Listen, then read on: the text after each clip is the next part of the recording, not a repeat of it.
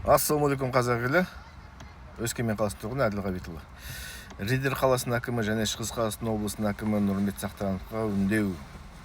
Риддер қаласындағы және салынып жатқан шаңырақ мектебіне жұмысын және де жоба бойынша салынуын қадағалау үшін бір топ азаматтар комиссия құрған. Сол комиссия мүшелерін Риддер қаласының әкімшілігіне апарған, бірақ та қазіргі күнде ол комиссия бекітілмеген және де рұқсат берілмеген. Халық бір қазақ тілді мектепті дұрыс салуына, дұрыс уақытында аяқталуына күмәнданып отыр. Сондықтан осындай комиссия құрып отыр. Айтады ғой, халықтық бақылау, народный контроль орысша айтқанда. Сондай бақылауды халық өзі жасағалы отыр. Сол комиссияның мүшелерінің арасында құрылысшылар да бар, заңгерлер де бар, және де сол қазақ тілінде оқитын оқушылардың ата-аналар да бар.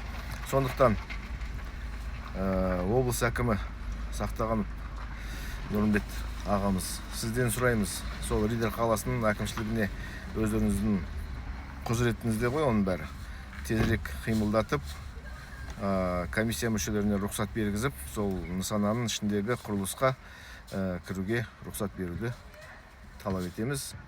Себебі алдындағы мектепті білесіздер, шаңырақ мектебіне бөлінеді деп 11-ші мектеп бөлінген, бірақ та неше сияқты жаман әрекеттердің арқасында ол мектеп аралас мектеп болып кетті. Сонымен қазір екі мектеп бір мектепте оқып жатыр.